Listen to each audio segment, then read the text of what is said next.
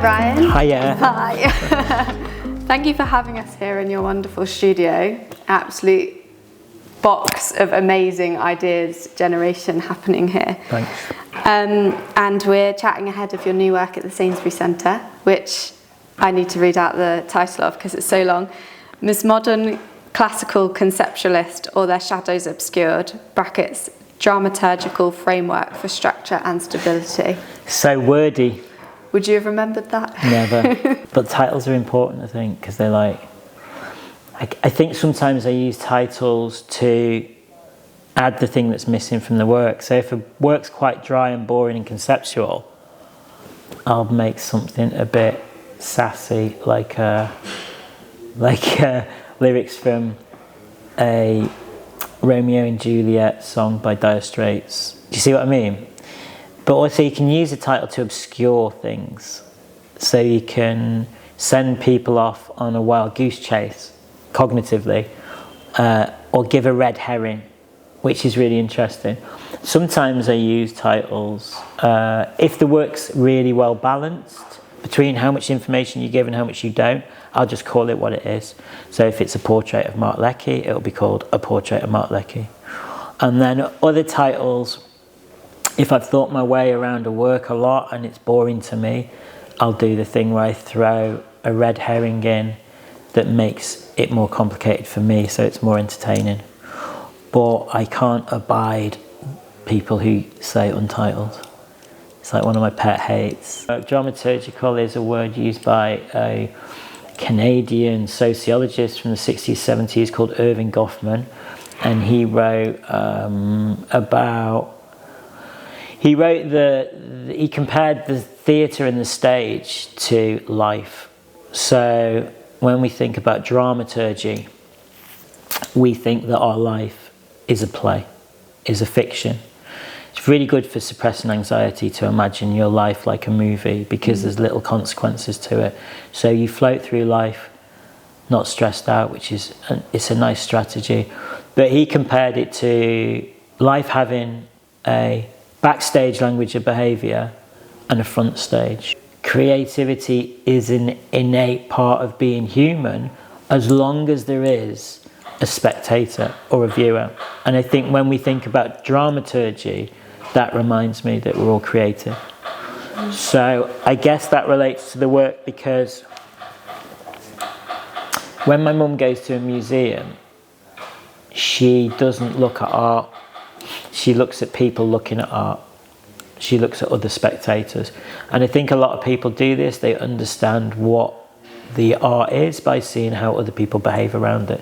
It's about recognising what our position is in the equation between the spectator, the spectacle, and the institution. Great. I'm going to backtrack away from the work for a minute and talk about you as an artist before we go into it.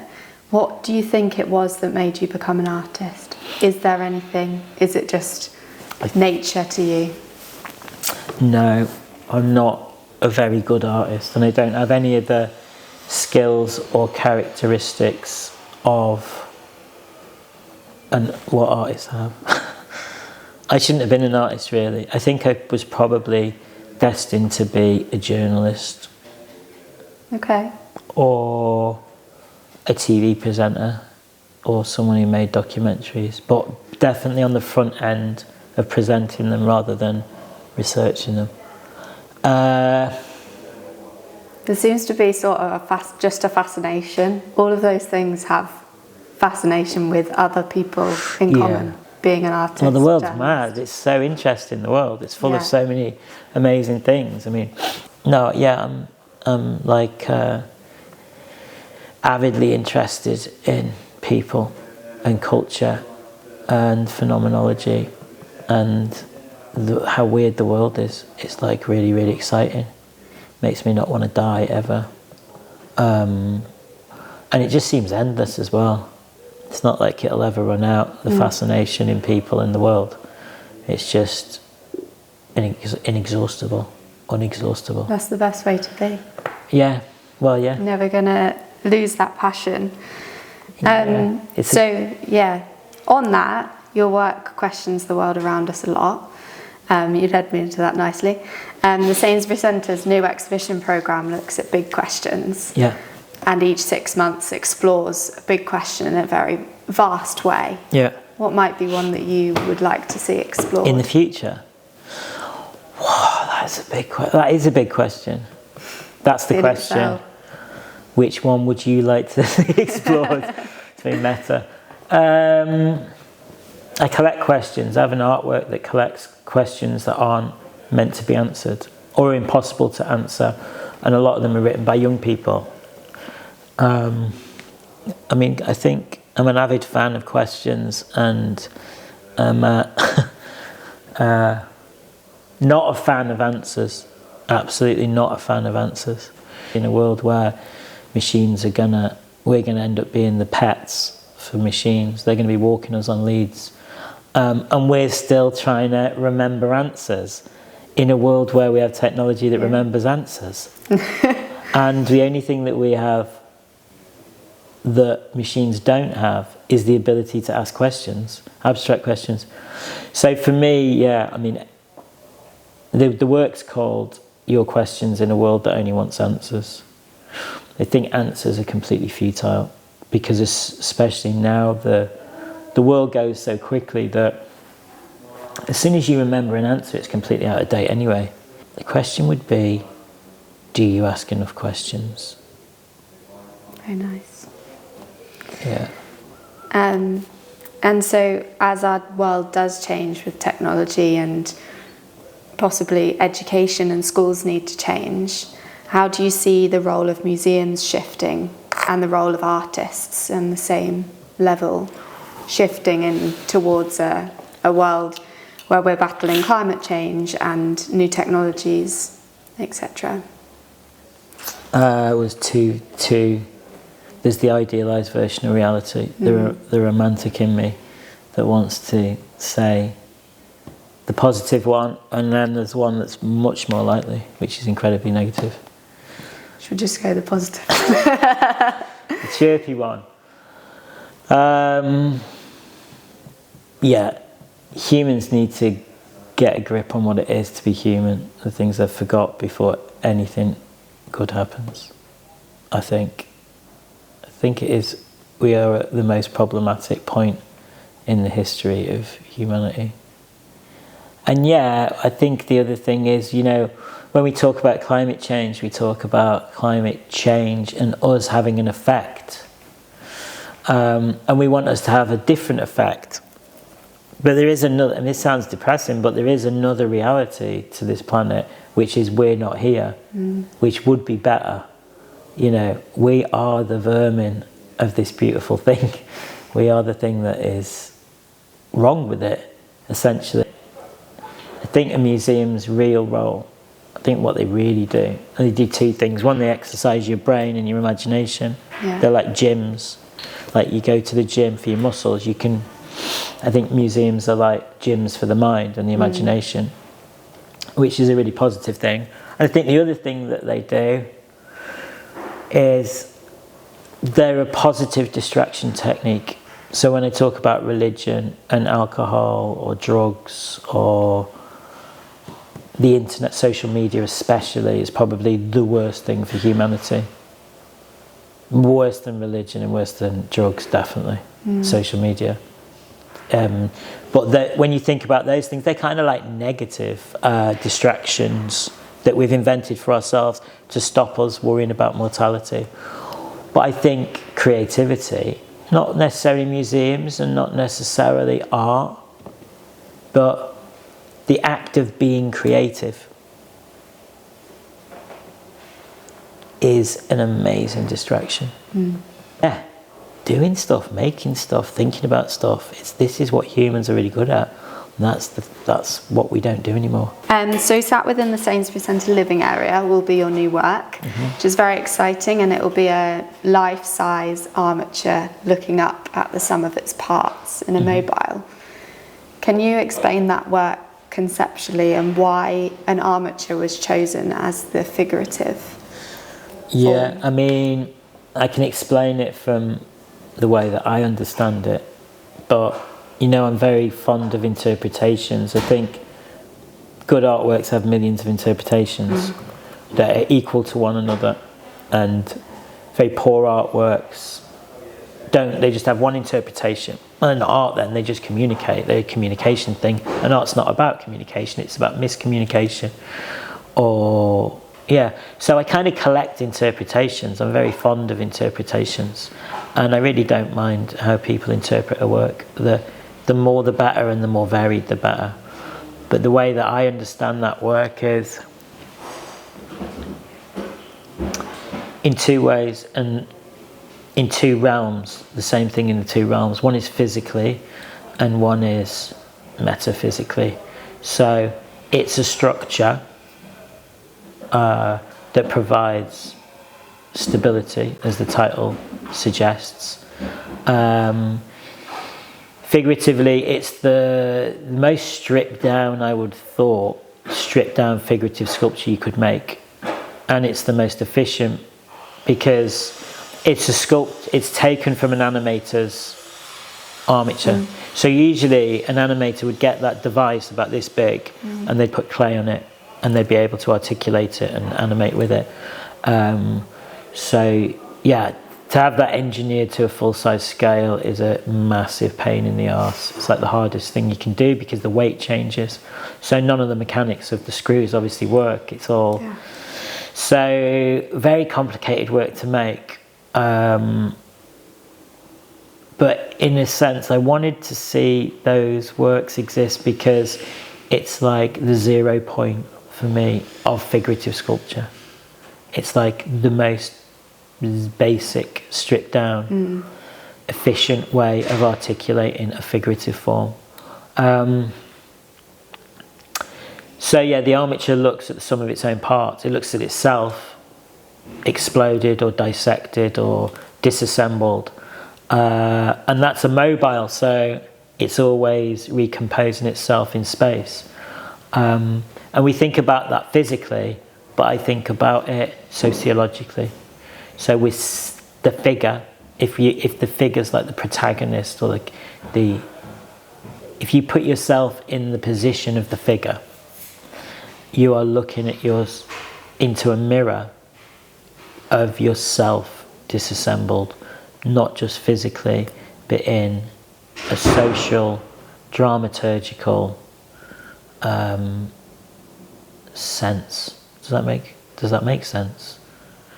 So I think this is a good thing that I've learned, or I'm still trying to learn, is that by seeing yourself deconstructed emotionally, historically, socially, you can learn more about yourself. Similarly, I also see it as a spectator looking at an artwork, and the artwork is culture, and the human figure is made of its culture, but it doesn't realise it's the same thing as the culture it's looking at, because we made all culture. All semiotics is a reference to another thing. So it's you actually, when you see culture, when you spectate culture and artworks, you're actually seeing humanity, because we put the culture there. Yeah. So it does different things for me. But equally, if a 7-year-old kid comes in and she says, "It's a robot," that is a valid interpretation, and it's one that I would treasure. I really have no preference how people read art, just as long as they're honest. You get more from kids than grown old people. We should listen to kids more. Definitely. Yeah.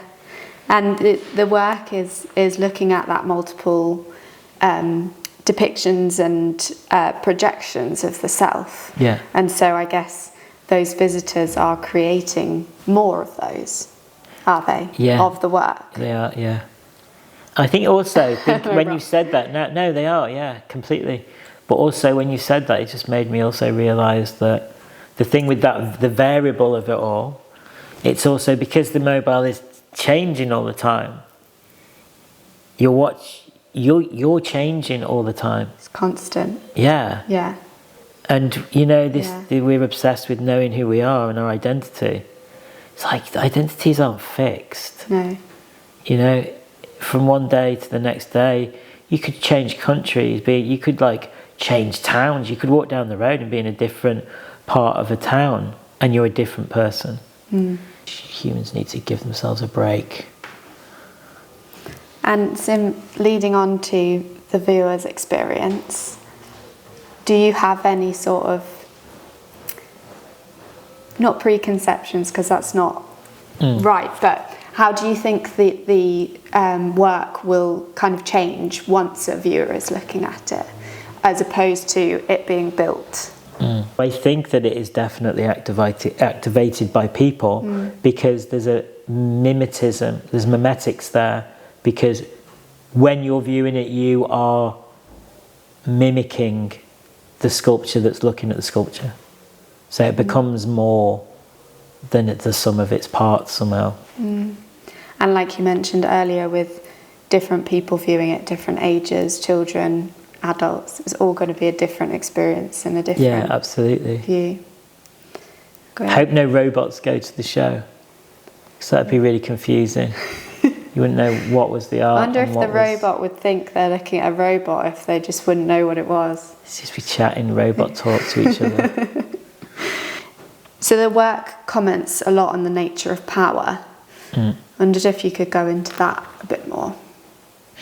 I think the power itself in the sculpture would be dependent on whether your interpretation was that the component that is the mobile of the spinning parts of a figurative form, whether that is not alive but an entity in itself, whether it's active or inactive, whether it's dormant or active. Because you could see it as a load of bits of metal that this, or the figure that's constructed as a figure that you would have empathy for is watching. But if you had empathy for these physical bits as a deconstructed human, then there's more power dynamic. Is the figure in control of the mobile?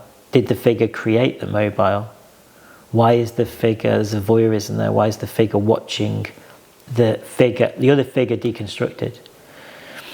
Is that figure an example of itself, or is it another identity? Is it another person? You know. So I think the power, I mean, in general, this is the great thing about art, is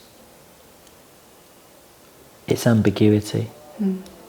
So I think really good art's hard to make because it's a seesaw of balance between giving too much information or not giving enough information. Why the Sainsbury Centre for this work? The space is iconic with being Norman Foster's first revolutionary building, but with the collection that it will sit next to, was there anything particular that drew you and thought, this is where this work needs to be? Well, the armature that's standing is the dweller in the home. No? It feels like, it's the visitor to the house in a way. In the collection that is like the living room. That's how I feel about it. I like the idea of a living room having art in it, because it gives you serenity and time to consider something without the blind panic of an institution. So it's a real soft experience. I mean, in a geographical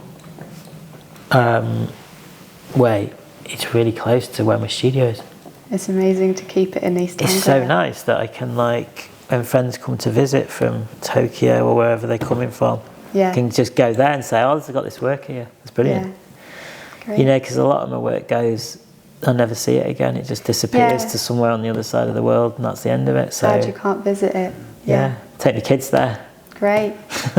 See how they interact. Exactly, See how it changes for them. Brilliant. Thank you so much, Ryan. Thank you. Thanks for coming. We can't wait to see the work. Thank you.